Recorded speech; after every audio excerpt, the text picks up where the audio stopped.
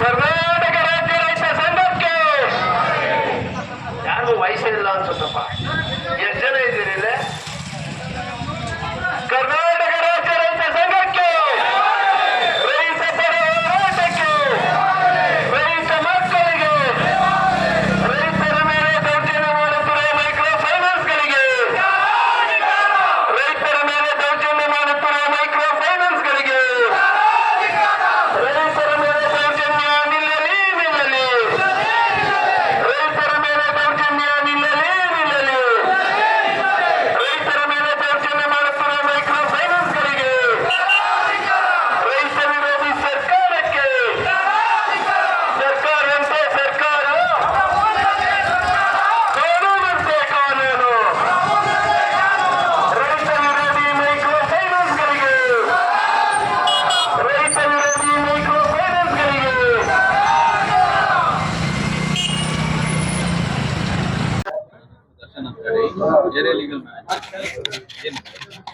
ಈಗ ಶಿರಾದಲ್ಲಿ ಅಲ್ಲೇರು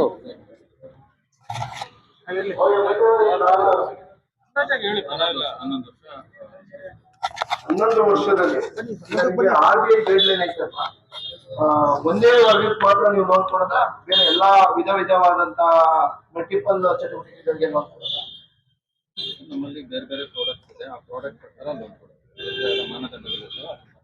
ಆ ಮಾನದಂಡಗಳ ಮೇಲೆ ಮಾನದಂಡಗಳ ಮೇಲೆ ನಾನು ಹೇಳ್ತಾ ಇದ್ದೀನಿ. ವಿವಿಧ ಚಟುವಟಿಕೆಗಳಿಗೆ ಅಂದ್ರೆ ಕೃಷಿಗೆ, ಕೃಷಿ ಉತ್ಪನ್ನದ ಸಲಕರಣೆಗಳಿಗೆ, ಆಮೇಲೆ ಪಿಗ್ಮಿಗೆ, ಅಂಗಡಿಗೆ ಎಲ್ಲದಕ್ಕೂ ವಿಧ ವಿಧವಾದಂತ ಚಟುವಟಿಕೆಗಳೆಲ್ಲ ನಡೆಸಬೇಕು ಅಂತ ಹೇಳಿ ನಿಮ್ಗೆ RBI ಗೈಡ್ಲೈನ್ಸ್ ಇರುತ್ತಲ್ಲ. ನಮ್ದು RBI license bank, microfinance bank RBI ಪ್ರಕಾರ ಏನು ಲೋನ್ ಅದೇ ಮಲ್ಟಿಪರ್ಪಸ್ ಅಂತಾನೆ ಇರುತ್ತಲ್ವಾ? ಹೌದು ಸರ್. ನಮ್ಮಲ್ಲಿ ಯಾವ್ದಾದ್ರು ಪ್ರಾಡಕ್ಟ್ ಕೊಡ್ತೀವಿ ಅದೆಲ್ಲ ಪ್ರಾಡಕ್ಟ್ ಈಗ ಕೃಷಿಗೆ ಸಂಬಂಧಪಟ್ಟಂತೆ ಇಲ್ಲಿವರೆಗೂ ತಾಲೂಕಲ್ಲಿ ಎಷ್ಟು ಜನ ಲೋನ್ ಕೊಟ್ಟಿದ್ದಾರೆ?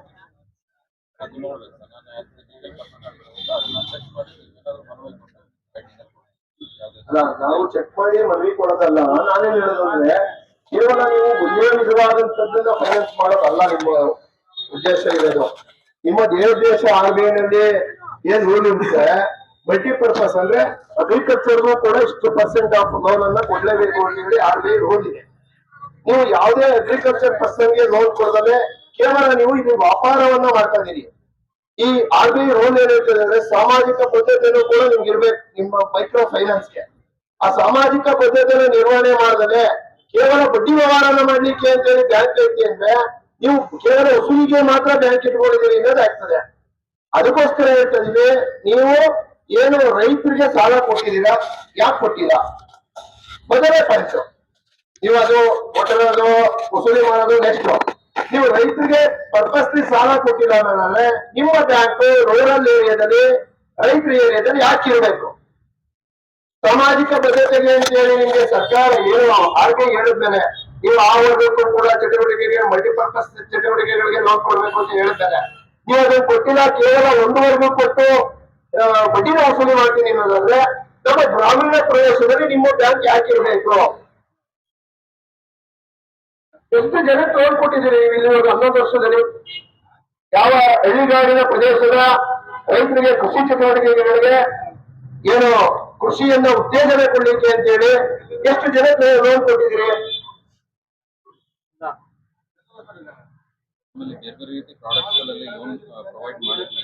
ಅದೇ ಸರ್ ನಾನು ಹೇಳ್ತಿರೋದು, ನಿಮ್ಗೆ ನಿಮ್ಮ RBI ನಿಮ್ದು ಏನ್ ರಿಜಿಸ್ಟ್ರೇಷನ್ ಆಗಿದೆ ಅವಾಗ ಆ ಸಂದರ್ಭದಲ್ಲಿ ನಿಮ್ಮ ದೇಶಗಳೇನು, ಯಾವ ಯಾವ ವರ್ಗಕ್ಕೆ, ಯಾವ ಯಾವ ವಿಧಗಳಿಗೆ, ಯಾವ ಯಾವ ಚಟುವಟಿಕೆಗಳಿಗೆ ಲೋನ್ ಕೊಡ್ಬೇಕು ಅಂತ ಹೇಳಿ RBI ಹೇಳಿದೆ. ಆ ಎಲ್ಲ ವರ್ಗನು ಫುಲ್ಫಿಲ್ ಮಾಡಿದೀರಾ? ಕೇವಲ ಒಂದೇ ವರ್ಗನ ಟಾರ್ಗೆಟ್ ಮಾಡಿ ಬಡ್ಡಿ ವಸೂಲಿ ಮಾಡ್ಕೊಂಡು ಇಲ್ಲಿ ಹಳ್ಳಿಗಾಡಿನ ಪ್ರದೇಶದಲ್ಲಿ ನೀವು ಬ್ಯಾಂಕ್ ಕಟ್ಸೋದಾದ್ರೆ ಸರ್ಕಾರದ ಇವತ್ತು ಏನು ನೀವು ಮೈಕ್ರೋ ಫೈನಾನ್ಸ್ ಅವರಿದ್ದೀರೋ ಎಲ್ಲಾ ಮೈಕ್ರೋ ಫೈನಾನ್ಸ್ಗಳಿಗೂ ಕೂಡ ಒಂದು ಸಾಮಾಜಿಕ ಬದ್ಧತೆ ಇರಲೇಬೇಕು. ನಿಮ್ಗೂ ಕೂಡ ಆ ಸಾಮಾಜಿಕ ಬದ್ಧತೆ ಅಡಿಯಲ್ಲಿ ನೀವು ಕೆಲಸ ಮಾಡಬೇಕು. ನೀವು ಅದನ್ನ ಮಾಡ್ದೇನೆ ಕೇವಲ ದುಡ್ಡು ಸುಲಿ ಮಾಡೋ ಕಾರ್ಯಕ್ರಮನೇ ಆದ್ರೆ, ಬಡ್ಡಿ ವಸೂಲಿ ಮಾಡೋದೇ ಆದ್ರೆ ನಮ್ಮ ಗ್ರಾಮೀಣ ಪ್ರದೇಶದ ವ್ಯಾಪ್ತಿಯಲ್ಲಿ ನಿಮ್ಮ ಬ್ಯಾಂಕು ಯಾಕೆ ಇರಬೇಕು ಅನ್ನೋದು ನಮ್ಮ ಪ್ರಶ್ನೆ, ರೈತರ ಪ್ರಶ್ನೆ. ನಾವು ಎಲ್ಲಾ ವರ್ಗದ ಜನರುಗಳು ಅದೇ ನಾನು ಹೇಳಿದ್ದು, ಎಷ್ಟು ಜನಕ್ಕೆ ಬೇರೆ ಬೇರೆ ಪ್ರಾಡಕ್ಟ್ ಅಲ್ಲಿ ಏನ್ ಪ್ರಾಡಕ್ಟ್ ಅಂತ ಹೇಳಿ ಸರ್,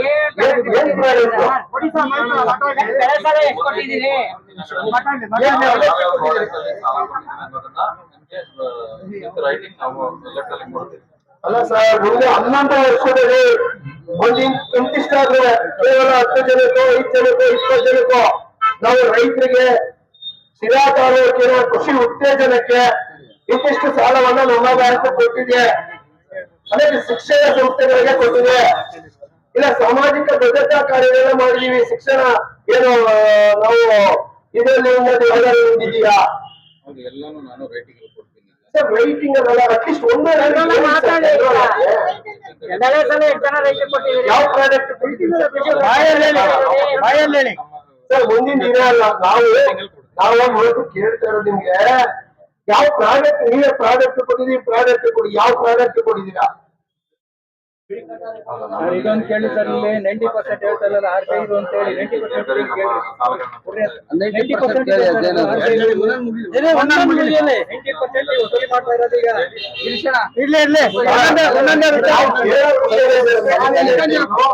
ನೀವು ಕೊಟ್ಟಿರ್ತಕ್ಕಂಥ ಪ್ರಾಡಕ್ಟ್ ಯಾವ್ದು? ಎಣ್ಣೆ ಮಾಡಕ್ ಕೊಟ್ಟಿದ್ದೀರಾ? ಹಳ್ಳಿ ಗ್ರಾಮೀಣ ಪ್ರದೇಶದ ಯುವಕರನ್ನ ಹಾಳು ಮಾಡ್ಲಿಕ್ಕೆ ಎಣ್ಣೆ ಮಾರಕ್ಕೆ ಅಂತ ಲೋನ್ ಕೊಟ್ಟಿದ್ದೀರಾ?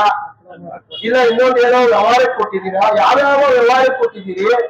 ಕೃಷಿ ಉತ್ತೇಜನಕ್ಕೆ ಎಷ್ಟು ಕೊಟ್ಟಿದ್ದೀರಿ? ನಿಮ್ಮ ಮೈಕ್ರೋ ಫೈನಾನ್ಸ್ ಇಂದ ಇಂತಿಷ್ಟು ಕೊಡ್ಲೇಬೇಕು ಅನ್ನೋದು ನಿಮ್ಮ ರೂಲ್ ಇದೆಯಾ ಇಲ್ವಾ? ಯಾಕೆ ಕೊಟ್ಟಿಲ್ಲ? ಅದನ್ನ ಎಷ್ಟು ಜನ ಕೊಟ್ಟಿದ್ದೀರಿ? ಅದನ್ನ ಹೇಳಿ ಅಂತ ಅಂದ್ರೆ ನಾವು ಪ್ರಾಡಕ್ಟ್ ಕೊಟ್ಟಿದ್ದೀವಿ, ಪ್ರಾಡಕ್ಟ್ ಕೊಡಿ, ಯಾವ ಪ್ರಾಡಕ್ಟ್ ಕೊಟ್ಟಿದ್ದೀವಿ?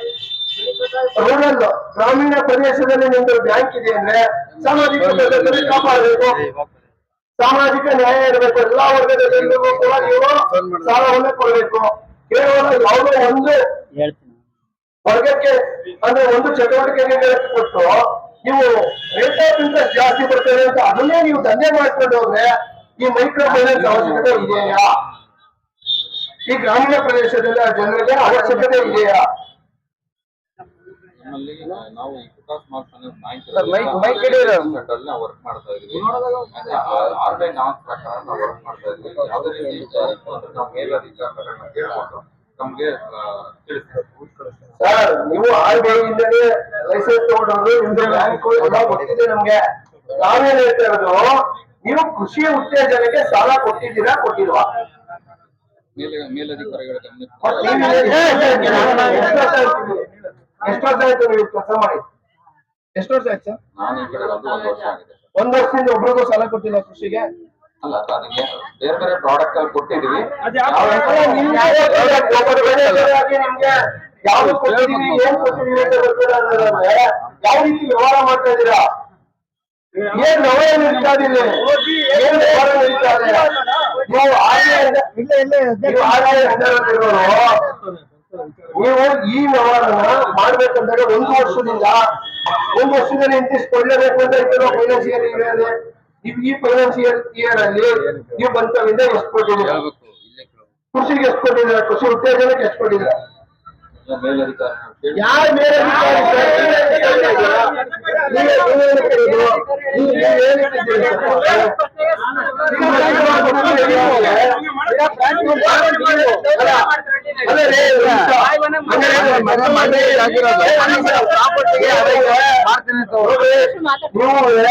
ಹಳ್ಳಿ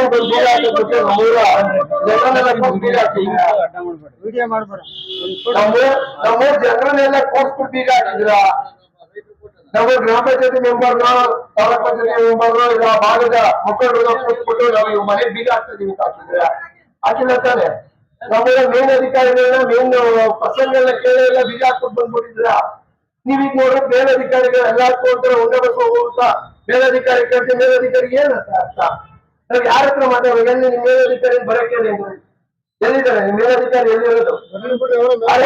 ನಿಮ್ದು ಹಾ ಅನ್ನ ಇಲ್ದಲೆ ಬರ್ಲಿ ಮ್ಯಾನೇಜ್ಮೆಂಟ್ ಪೂರ್ತಿ ನಿಮ್ಮ ಹತ್ರ ಇರುತ್ತೆ ಸರ್ ಈಗ. ಒಂದ್ ನಿಮಿಷ ಚೆನ್ನೈಗ ಸಂಸ್ಥಾಪಕರು ಯಾರು ಇದಕ್ಕೆ ಡೈರೆಕ್ಟ್ ಇದಾರೆ ಅದನ್ನೆಲ್ಲ ನಾನು ಕೇಳ್ಬಿಟ್ಟು ಹೇಳಿ ಯಾರು ನಮ್ಮ ರಾಜ್ಯದ ರಾಜಕಾರಣಿ ಇದ್ದೇ ಇರ್ತಕ್ಕಂಥದ್ರಲ್ಲಿ ಇಂಥ ಮೈಕ್ರೋ ಫೈನಾನ್ಸ್ ಕಚಡ ಕೆಲಸ ಮಾಡೋರೆ ರಾಜಕಾರಣಿಗಳು ತಮಿಳುನಾಡಲ್ಲಿ ಇವ್ರು ಬಂಡವಾಳ ಹಾಕ್ತಾರೆ, ಕರ್ನಾಟಕ ತಮಿಳುನಾಡು ಒಂದೊಂದು ಬಂಡವಾಳ ಹಾಕ್ತಾರೆ. ಅದೆಲ್ಲ ಗೊತ್ತಿರುವಂತಿದೆ. ಯಾರು ಅಂತ ಹೇಳಿ ಎಷ್ಟು ಜನ ಇದ್ದಾರೆ ಅಂತ ಅದು ಬಿಡುಗಡೆ ಮಾಡಿ ನೀವು RBI ರೋಗ ಹೇಳ್ತಾರೆ ಎಲ್ಲ ಇದನ್ನೆಲ್ಲ ಕೂಡ ನೋಟಿಸ್ ಬೋರ್ಡ್ ಹಾಕ್ಬೇಕು ಅಂತ ಎಲ್ಲ ಹಾಕಿದ್ರಿ.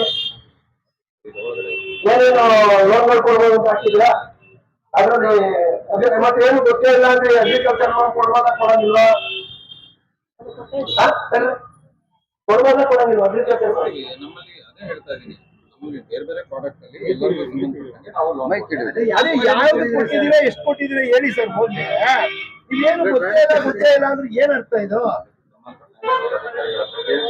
ನಿಮ್ಗೆ ನೋಟಿಸ್ ಐತೆ ಅಂತೀರಾ?